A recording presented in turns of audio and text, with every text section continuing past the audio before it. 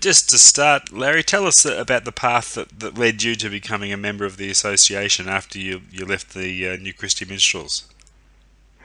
Well, I quit the New Christy Minstrels in the January of 1966, and because I wanted to see my children grow up. I saw my children when they were born, and the next time I saw them, they were 6 months old. So I figured that's not a good thing, for a father to be away that long from a kid. So I decided to quit the Christies, and after that I was doing some studio work, backup singing, playing guitar and banjo and whatnot. And during one of the sessions, Terry Kirkman, who was one of the guys in the association, he was the lead at the time, he asked me if I wanted to go speak to the manager because Jules wanted to go to India to meet his guru. So I said, why not? I'm not doing anything besides I'm not signed with any record company right now, so I'm cool. And so I met with Patrick Colecchio, who was the manager at the time, and he said, well, why don't you go up with the boys on the weekend? This weekend they're going to be in the Cow Palace in San Francisco and the Oakland Coliseum. And so they were with the I think Eric Burden and the Animals on that weekend. That's the first time I ever saw him. I was quite impressed. And then they asked me if I wanted to go out with them on a tour. I said, well, how long's the tour? He said, well, it's going to be like 6. I thought, 6 weeks? Well, that's not bad, And he said, no, 6 days. And I said, oh, that's nothing. Because I was doing 6 months at a time with the New Christy Minstrels, that's how long it was. Anyway, when I was up when I went on the road with them for this week or so, I think the second day out, Brian Cole, the bass player, blew his hand up with a Silver Salute firecracker, big one. And he broke a few bones in his hand, so he couldn't play bass anymore. And I was there, and they said, well, Ramos, you're on tonight. And I had seen 2 shows maybe at the group, and they said, you're on, man. I said, well, I don't even know the music. He says, well, we'll give you some albums, and you can listen to them. I had about 3 hours to cram, So I went on that night. I didn't get to sing very much, but I did play, and from then on, I was on stage all the time. And Jules was on stage, too, because he had to stay while Brian was recuperating, And finally, Jules went to India, and he was gone for about a year. Then he came back, and they said he wanted to know if he could get back in the group. And, like when I replaced someone, I figured, well, when he comes back, I'm gone, So it was nice being in the group for a while, but I understand how that works. Anyway, I couldn't leave. They said, no, you can't leave now. I said, why? He says, because you sang the lead on part of the lead on Never My Love and part of the lead on Windy. You can't sing. We can't be replaced now. I said, well, that's nice. Anyway, Jules came back. We became a 7-man band again, and that's the way I got in the group. Have you ever pondered how your life may have turned out had you not got that offer to join the group? I'm sorry, I didn't get that. Have you ever pondered what direction your career may have taken had you not got that offer to join the association? Oh yeah, I've been working all my life. I've been in show business since I was 5 years old. Arthur Godfrey, a guy in New York, had a big television show in the early 50s. Discovered me in Hawaii while I was just a child. I won a ukulele contest, and at that time territorial-wide Hawaii, because we weren't a state then. And he picked me out, and he said that he was going to take me to New York with him. And I appeared twice on his show in 1950 and 51. That more or less started my career. But ever since that time, when I was like 13, I guess that was when I was 7. When I was 13, I toured with the King and I for about a year, and with Yul Brynner on the road. And after that, my God, I guess in my late teens, it was about 18 or 19 years old, I got into folk music. And then when I was 19, I joined the New Christy Minstrels, which is rather unusual because I was the youngest person in the band. Well, everybody was about in their mid-20s, at that time. So I felt real lucky. And from then on, I've just been working. I don't consider my what people consider a career. I don't consider it a career. It's a job to me. Mm. I go from one job to another. And it's just that I've been in one job for quite a long time, which is kind of nice. Yeah. You know. One of your first gigs after you joined the band was at the Monterey Pop Festival. You'd not long been with the band at that time. Did you realise the significance of that event at the time, or is that something that's only really dawned on you in later years? Well, I was very surprised that we were invited to that thing because most of the people that were there were very in people, the what I call the hipper than thou type. All I wanted to do was play music and rock and roll. That's all I cared about. Is just having fun with my music. And some of these people are a little serious about their music. My goodness, And I was surprised that they allowed a bunch of guys that looked like a bunch of college kids. 'Cause that's what we were basically, college-age guys. And most of us went to college, and I call our music more cerebral than anything else. We do a lot of music that people can think about when they're listening to it, So I was surprised because there were other acts on that bill that I knew from the old folk days. David Crosby was in a band they're called a No Name Band, I think he was at that time.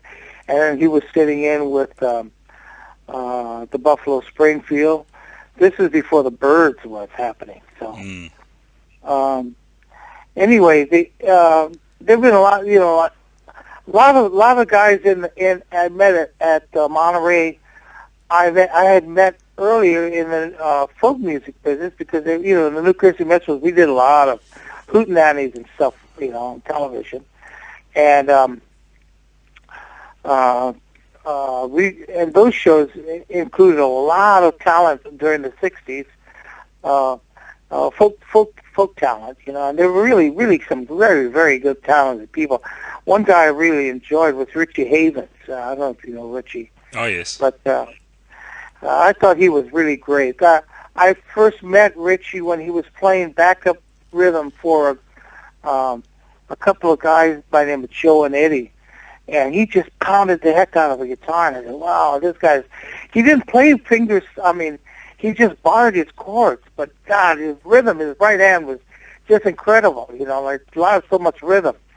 And then shortly after that, I saw him do a solo by himself. I said, man, this guy's good. I really enjoyed him. And I followed his career most of his life, and because I enjoyed him.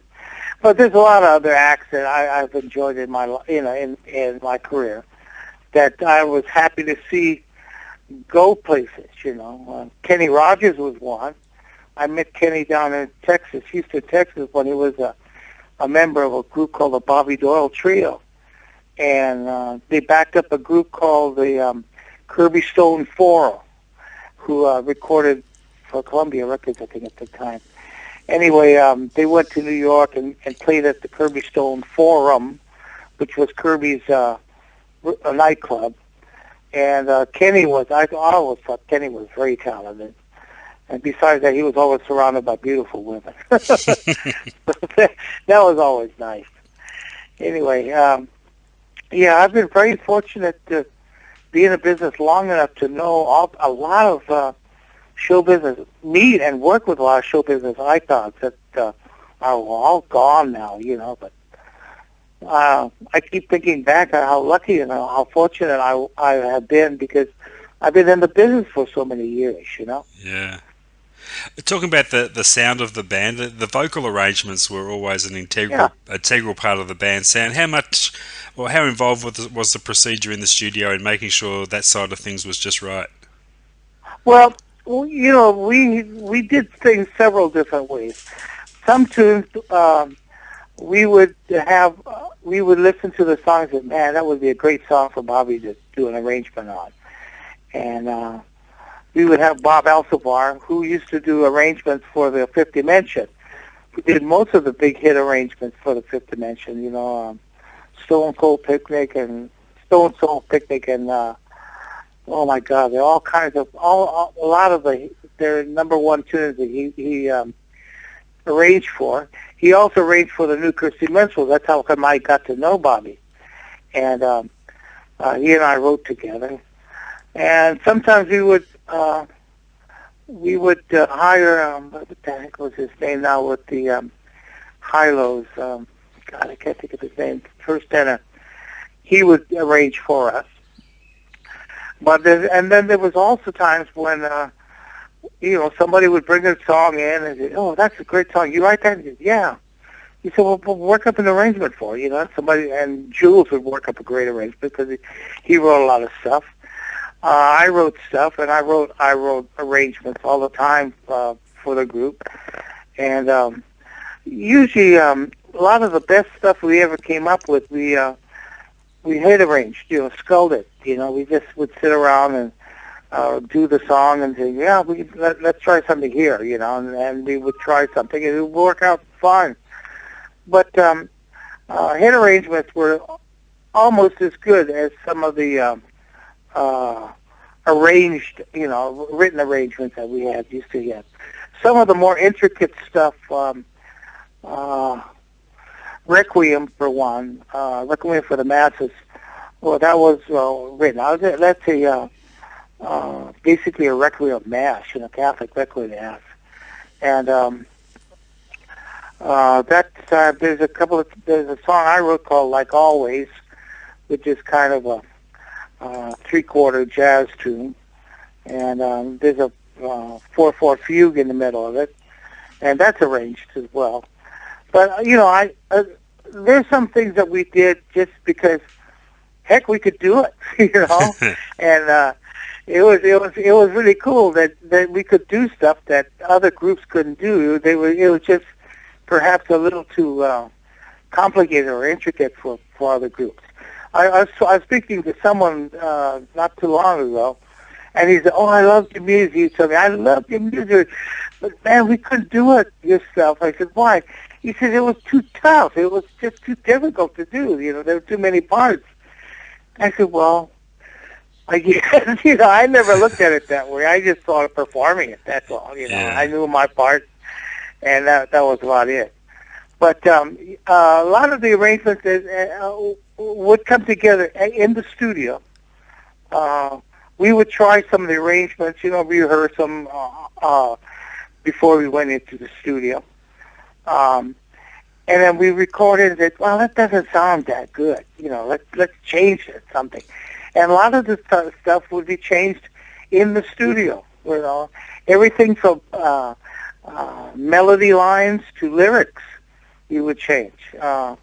Naturally, if we didn't write the music, we would ask the person who wrote it if it was okay if we change a few things, and they said, "Yeah, go ahead," And by doing that, the song became ours, more or less, because it had our stamp on it, our personal sound, and that was kind of a nice thing because you couldn't hear yourself,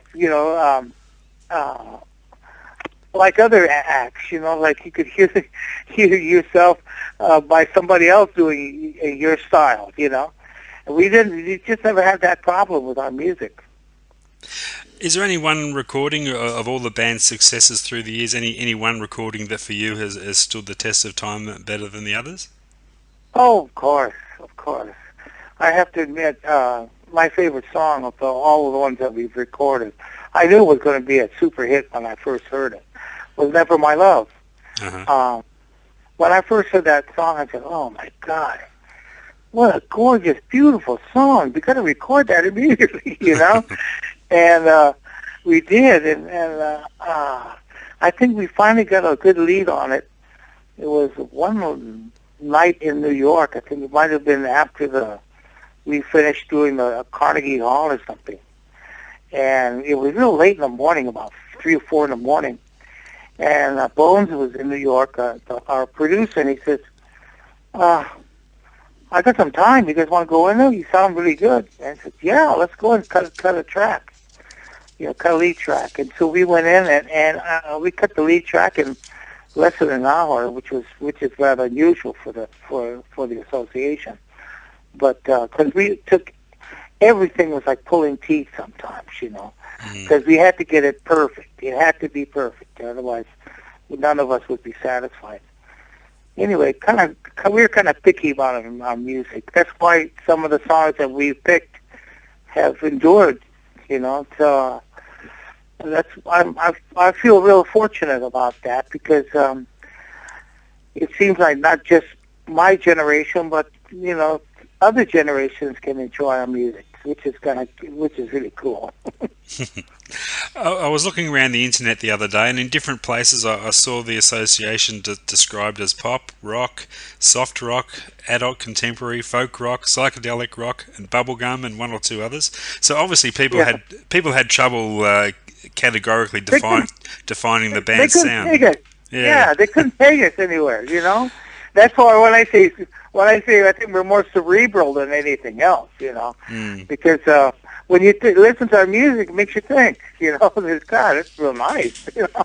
And when you consider the fact that we did this in the '60s without a lot of the electronic stuff you got today, my God, I recorded my first and last CD by myself after about 4 dozen CDs and albums that I've recorded. I finally did one by myself. I did the whole thing in the basement of my keyboard player's house. His studio's in his basement.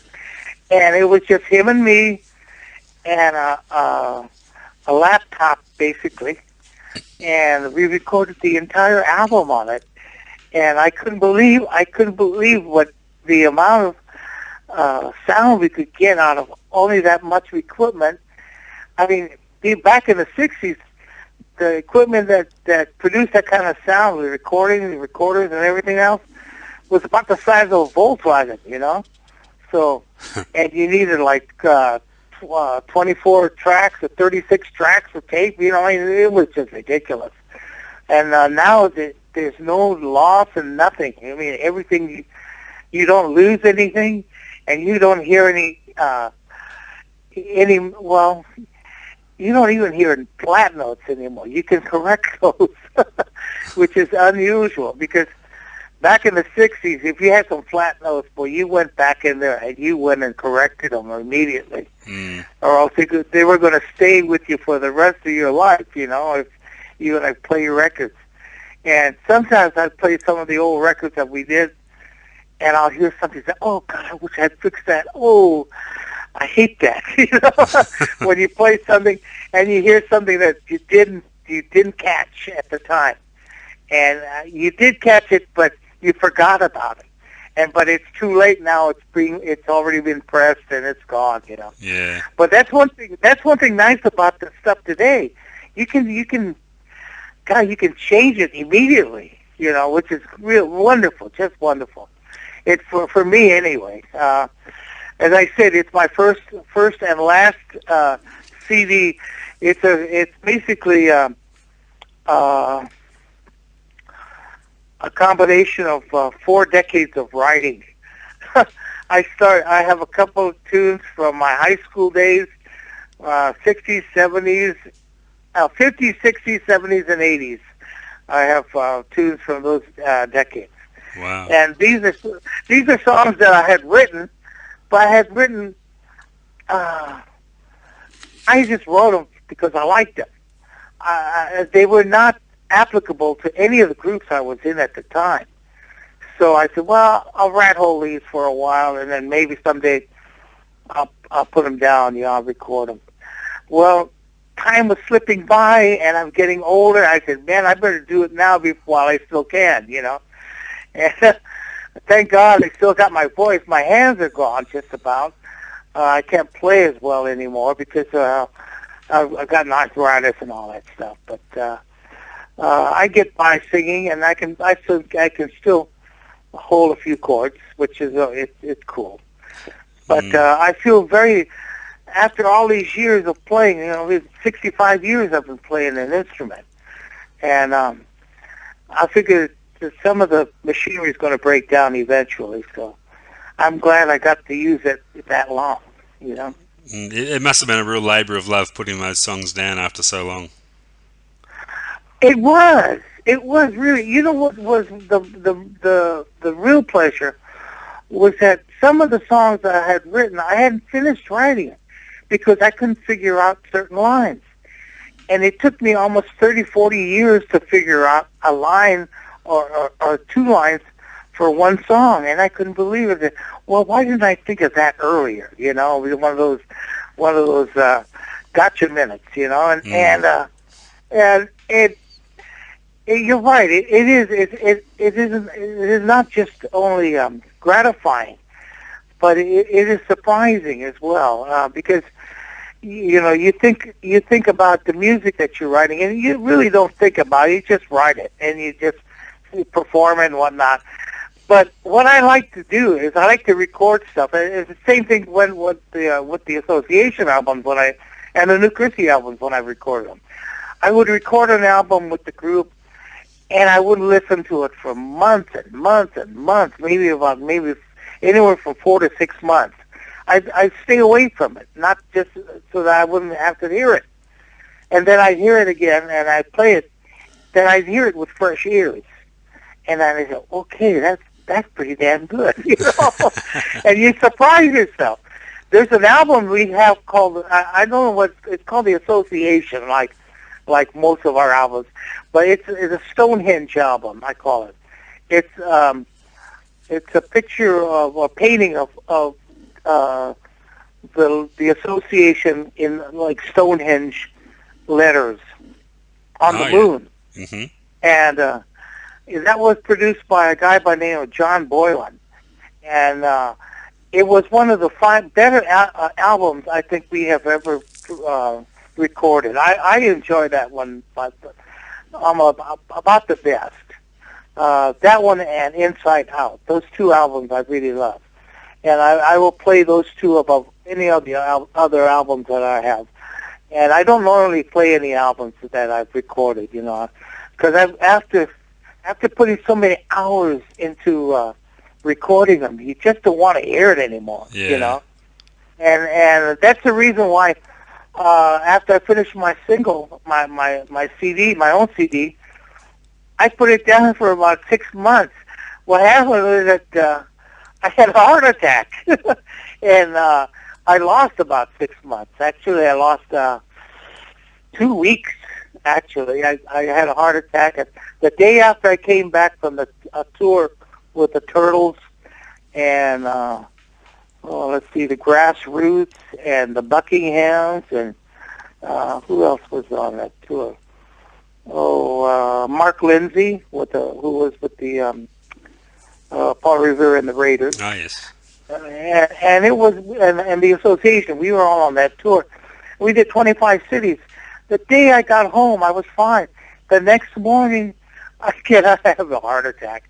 And then the next thing I know, 2 weeks have gone by, and I've lost 2 weeks, and I've dropped about 20 pounds. But thank God it wasn't a stroke, because if it was a stroke, I probably wouldn't be able to use, my right side or something. I was paralyzed probably. But I just flatlined for a while, and that was it. And it revived me, but I'm cool. I'm enjoying my life again, and even more so this time. So I know now how much I would have lost if I had had been the alternative. Yeah. Just harking back to some of those classic recordings, is it true that many of the recordings involve the vocals and the instrumentation being done at different studios? Yes. Most of the time, we would cut the tracks first. When we cut the tracks, not all the time, but most of the time, most of the guys were there listening to them cut the tracks. And because some of us would play, and some of us wouldn't play, some of us would just listen. And we wanted to make sure that the tracks that we cut for the songs were going to be are perfect for what we wanted to do. So everybody had their ears on to listen to those to the recordings in, and then we would take it into whatever other studio. We would work at Western Studios in Hollywood, where about 90% of the hit records are like Motown, on the West Coast. And there's one studio there, Studio 3, that we're at the very top of the list of all the people who recorded there and who recorded #1 songs there and whatnot, gold records and whatnot. And then it goes down to Beach Boys, and then way down at the bottom is the Jacksons, And the Jacksons, they would come in, when they're just little kids. It was kind of funny. And I remember, I guess it was Tito. He said, "Oh, you got to meet Michael. Michael's going to be a big star." And I said, "Yeah, I know. He's a very talented kid, And I thought about Michael for a while because he got started when I had gotten started, that young, and I knew what the pressure was on when you're a little kid performing and what's expected of you. And it's a tough life when you're a kid performing. And I said, I feel sorry for him, to tell you the truth, because I went through the same stuff, and it's not pleasant sometimes. Anyway, Studio 3, Western in Hollywood, was recreated maybe about a half dozen times by other studios in the area because they liked the acoustic sound of that room. And so they would build duplicates of that studio, the dimensions, Mm-hmm. And I worked in several studios that were just a duplicate of Studio 3 in Western Studios. But that was one of the big places that we worked in. We recorded Columbia Records too, at the big bar in Hollywood.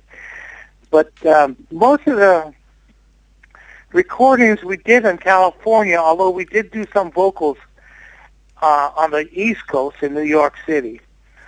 We did the lead for Never My Love in New York. And so there was we did, when we weren't on the West Coast, we were on the East Coast working. So, we were bi-coastal, you might say. And the famous wrecking crew of musicians were used on some of those recordings were... Oh, yeah. Yeah? Yeah. And you were all okay and comfortable with that at the time? Well, we knew all those guys, like, what the heck is it? Hal Blaine, the drummer, was a very dear friend. I really loved Hal. Larry Netto, the keyboard player, I went to school with in California. Oh, really? He graduated 2 years before I did, but he and I used to play in high school together, play, assemblies and whatnot. And I knew back then that he was a hell of a talent. But Larry went on, to play on just about every hit record that there was produced at that time. He's the one who did the keyboards on Bridge Over Troubled Waters, Mm-hmm. at the very beginning of the song. And he did all the keyboard work on Never My Love and My God, and Windy and all those other tunes that we did, our hit songs. But there was Joe Osborne, who played bass, and Mike Daisy, who played guitar. Although he would switch off with Larry Carlton. Every so often Larry Carlton would come in. But we had the best. You know, if you could afford the best, why not use the best? Yeah, you know? true. I mean, we had good talented musicians in the band, and we could cover ourselves, playing wise anyway. Yeah. But these guys they were so refined and honed in on their instruments and in recording that, you know, like they would play the chart through once and then say, oh, let's do it again. And they would play it through the second time, and that would be it. You know, I mean, with us, with the band, maybe about 4 or 5 times before we got something that we wanted to keep. But these guys, they were just excellent, you know. Yeah. Hal Blaine especially, who was one of the finest drummers in Hollywood. God, we had guys, Tommy Tedesco, who was a guitar player. He was the first millionaire, I think, guitar studio musician, and so was Hal Blaine in Hollywood. These guys were working like for triple scale, you know, every time they worked because they were so sought after. Yeah. Now, I believe you had a bit of an issue with a bogus version of the association doing the rounds in the late 70s and early 80s. Can you tell us about that? I don't know. Which one are you talking about now? A bogus group? Yeah, there was another version of a band going around calling themselves the Association in the late 70s and early 80s. No, that was the group actually. Let me see. When was the year that they broke up? Let's see. 76, I think, was the year the group broke up. There were remnants of the group. Several guys in the group would want to go out. So that they would grab a couple other guys and they would form an association-esque group. I knew of, I think, 2 or 3 bands that were headed by one of the original members. I think Ted Bluchel headed one up, and Jim Yester one, and I guess that was about it. But there was a bogus group that leased the name from Ted, and he called me up once, and well, I guess I can tell you now who it was. It was the guy from the what was that group called? The Grassroots. What was his name? He just died not too long ago. Rob Grill. Rob, yes. Yeah. Rob, yeah. Rob called me up, and he says, hey, you want to join the association? I said, what do you mean join the association, you know? He says, well, I got the name. I released the name. And I says, what do you do? What do you do? You want to hire me to join, to sing in the group? And he says, yeah. And he offered me. I said, get out of here. I make more than that with the group that I'm working with and my brother and my cousin on the weekends. You know, I can't go out for that kind of money. Anyway, I thought it was an insult to offer me that kind of money, especially an original member of the group. And so I found out later on that he offered, Rob had offered the same deal to Russ Jaguar. And Russ is an original member too. And Russ just laughed at him and turned him down too. Anyway, we were on the road in 79? Was it? Maybe I think it was like 79. And Showtime wanted to do a retrospective of the group on one of their shows that they had, and this was going to be shot in Dallas, Texas. Yeah. And on the way to the hotel where they were shooting it, we passed by the Playboy Club in Dallas, and there on the marquee is the association tonight. You know, it's the original association driving by in a van. You know, we looked at this and we said, look at that, the guys, we're working here tonight, and we have to go and catch their act after we finish our rehearsal. So after we finished rehearsing, we went to catch the act at the Playboy Club. And we watched them perform and said, yeah, and after we recorded this song, and they were claiming that they had recorded all these songs. And we sent up a little note up there that says, Jules Alexander, Terry Kirkman, Jim Yester, Larry Ramos, Russ Jaguar, and Ted Bouchel would like to have a word with you after the show. And as they got the note on stage, and the guy's face turned white on stage. And after the show, he was so apologetic. He said, man, we're sorry. We didn't know you guys were out there, man. And we didn't know you guys are still working. I said, yes, we are still working, and you don't use this name anymore. You just don't use it. I don't care who said you could use this name. It's this is not right. This is illegal what you're doing, because we are still a working group, and you're using our name.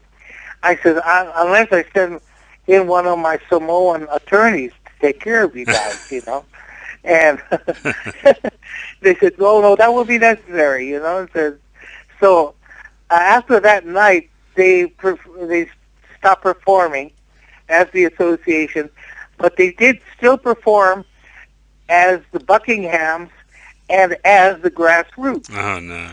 So, yeah, what they did was they had a regular show, and they would have certain sections of the show that they would do tributes to. And there was one section of the show that they would do a tribute to the association, one section of tribute to the Buckingham, another section tribute to the Grassroots. Now, but they weren't the association or the Grassroots or the Buckingham. It was just a bogus group. But once we straightened that out and the word got out that we were working that we didn't want anybody to be using the name rather. I wrote the name anyway, so I don't care anymore. Yeah. But, if anybody's stupid enough to use the name, it's ridiculous. To the present day now, Larry, can you tell us about the current lineup of the association and the background of some of the guys there? I'm sorry, I didn't hear you. You have to repeat that again. That's fine. Your Australian accent, I only hear that when I'm speaking to my Australian friend, which I don't see very often. Maybe you know him. His name is Vernon Wells, the actor. I don't know him personally. Yeah, but I know of him. No. Yeah, well, he lives in California now, and he comes over and sees our shows all the time, and he's a real nice guy. I like him.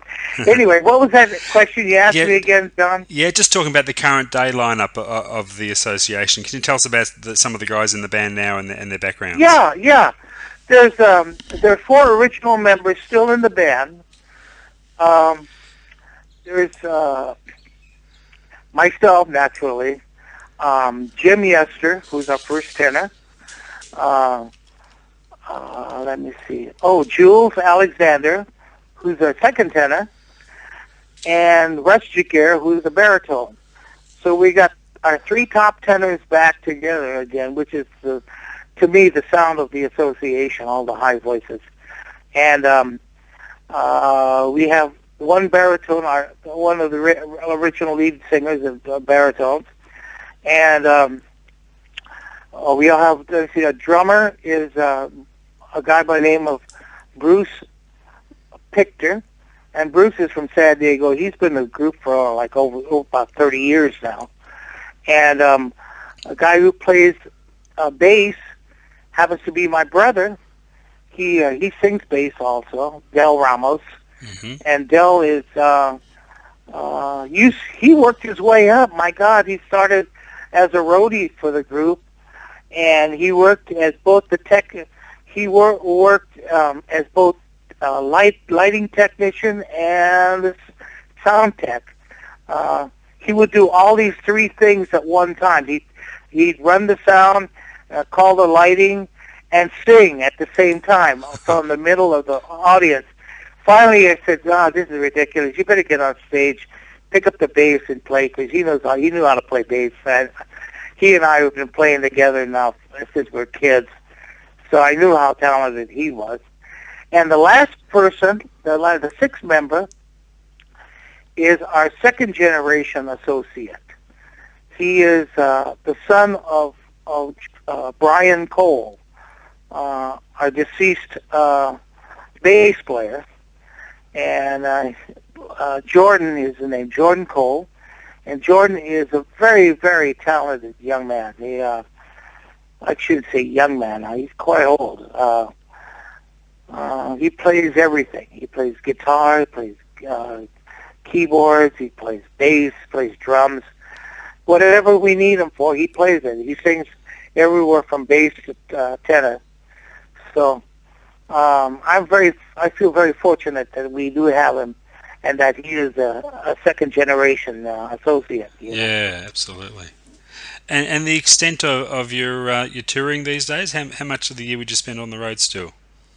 Well, we've cut down quite a bit. We're down between at the very least 30, between 30 and 40. I should say 30 and 60 gigs a year.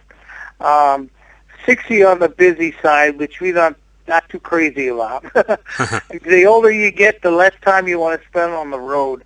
I guess we do on the average about 30 to 50 gigs a year. Yeah. And that's enough, believe me. So it's more a quality of gig you're looking for these days than a quantity. Yes, exactly. Yeah. We're working right now. This coming month, we're going to be. I take it back. Make it July. We will be working with the Los Angeles Philharmonic. We do concerts with symphony orchestras all the time, and because, believe it or not, our music lends itself to symphony orchestras, with strings and whatnot, woodwinds and whatnot. And so it's really nice whenever we get a chance to work with symphony orchestra. We're working with the symphony orchestra, believe it or not, at a racetrack in Los Angeles, Santa Anita racetrack, for an evening concert there, and evening concert at the Walt Disney Concert Hall in Los Angeles. So that I'm really looking forward to. That we just finished work in Las Vegas, but I'm looking more forward to working with the symphony orchestra. They're a lot more fun. Sounds fantastic. Hey, Larry, thank you so much for your time. It's been an absolute pleasure catching up with you. Thanks for being so generous with your time today. Oh, it's been my pleasure, John, really. I love to go down to Australia. That's one country that we have not been to, and I'd love to go down there.